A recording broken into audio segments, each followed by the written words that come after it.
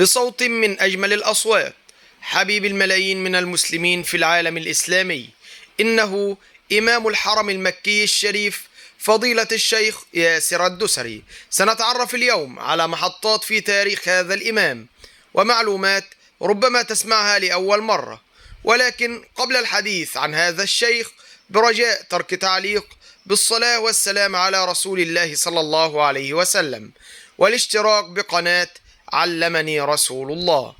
من هو إمام الحرم ياسر الدسري؟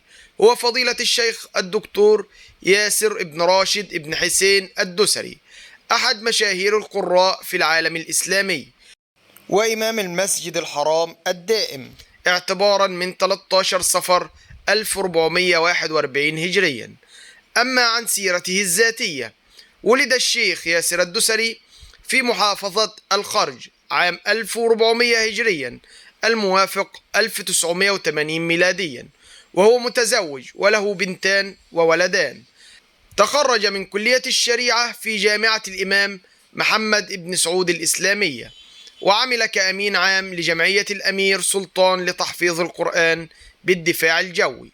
وبعد 7 سنوات درس الماجستير في الفقه المقارن من المعهد العالي للقضاء في نفس الجامعة، ثم حصل على شهادة الدكتوراه بقسم الفقه المقارن من المعهد العالي للقضاء برسالته تحت عنوان الفروق الفقهية عند الحنفية في البيوع.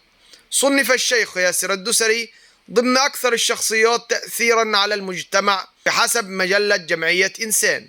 ويعمل الشيخ ياسر الدسري حاليا عضوا في هيئة التدريس بجامعة الملك سعود برتبة أستاذ مشارك، وهو مؤسس مجموعة آيات للإعلام القرآني برفقة زميله الشيخ ناصر القطامي.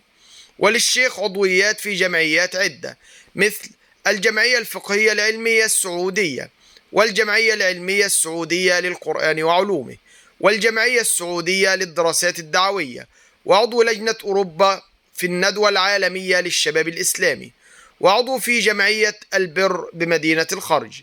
أما عن إمامته فقد أما الشيخ ياسر الدسري العديد من المساجد، ومنها مسجد عبد الله الخليفي ل2 ثم مسجد الكوثر ل10 سنوات، ثم جامع الإمام عبد الله بن سعود ل5 سنوات، فجامع الشيخ عبد العزيز بن باز لسنوات، ثم جاءت إمامته لجامع فهد في مدينة الرياض عام 1426 هجريا، والذي أبدع فيه وذاع صيته منه، كما وكلف في شهر رمضان من عام 1436 هجريا الموافق عام 2015 بالمشاركة في إمامة المصلين في صلاتي التراويح والتهجد، واستمر تكليفه حتى عام 1440.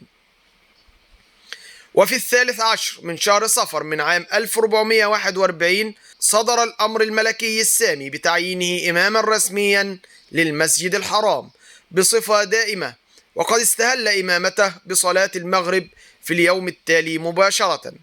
أما عن شيوخه فقد تتلمذ الشيخ ياسر الدسري على يد العديد من العلماء، منهم سماحة الشيخ العلامة الدكتور عبد الله بن جبرين رحمه الله، سماحة الشيخ العلامة الشيخ عبد العزيز آل الشيخ مفتي عام المملكة العربية السعودية، سماحة الشيخ العلامة الدكتور صالح الفوزان عضو هيئة كبار العلماء وعضو اللجنة الدائمة للإفتاء، وأيضا معالي الشيخ الدكتور صالح ابن حميد عضو هيئة كبار العلماء، ومعالي الشيخ الأستاذ الدكتور سعد الشذري عضو هيئة كبار العلماء، ومعالي الشيخ الدكتور يعقوب عضو هيئة كبار العلماء، ومعالي الشيخ الأستاذ الدكتور صالح آل الشيخ وزير الدولة. قدم العديد من المحاضرات العامة والدروس العلمية والكلمات التوجيهية في داخل المملكة وفي خارجها، وشارك في العديد من القنوات الفضائية والإذاعات والصحف المحلية والدولية. ولفضيلته أكثر من 20 مؤلفا في علوم القرآن الكريم والفقه والبيوع. أما عن خبراته ومؤلفاته، له أكثر من 20 سنة في إمامة المساجد، وأكثر من 10 سنوات في الخطابة، كما كان له المشاركة في عدد من المؤتمرات العلمية المحلية والدولية. كما كان رئيسا للجنة التحكيم في مسابقة أمير الرياض لحفظ القرآن وتفسيره. كما كان رئيس للجنة التحكيم في المسابقة المحلية لحفظ القرآن في القوات المسلحة السعودية. أما عن المقرئون، قرأ فضيلته القرآن الكريم على نخبة من المقرئين البارزين، منهم فضيلة الشيخ الدكتور بكر الطرابيشي صاحب أعلى إسناد في العالم متصل إلى النبي صلى الله عليه وسلم.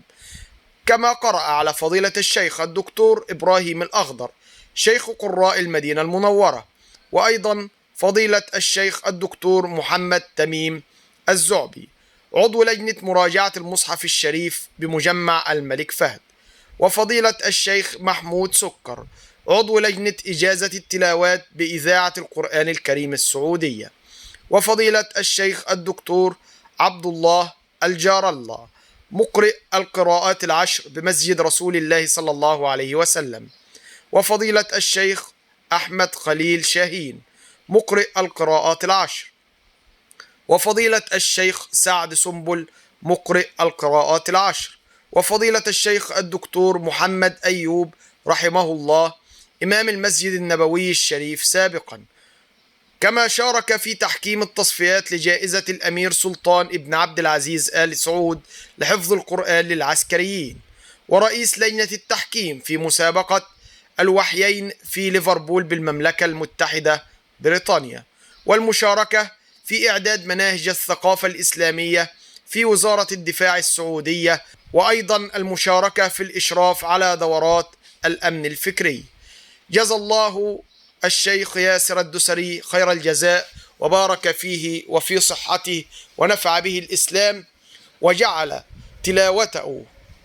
تلاوته وقراءته للقرآن في ميزان حسناته، ونفعنا الله وإياكم بما علمنا. نسأل الله جل وعلا أن يحفظنا جميعا، أن يكرمنا جميعا بحفظ كتابه والعمل بما فيه، وأن يجعلنا من أهل القرآن وخاصته. اللهم أكرمنا وأنعم علينا وزدنا ولا تنقصنا، اللهم آمين. لا تنسونا من صالح دعائكم والاشتراك بقناة علمني رسول الله صلى الله عليه وسلم، ورزقنا الله وإياكم حج بيته الحرام وزيارة قبر نبيه المصطفى عليه الصلاة والسلام. هذا وإن كان من توفيق فمن الله، وإن كان من خطأ أو سهو أو نسيان فمني ومن الشيطان.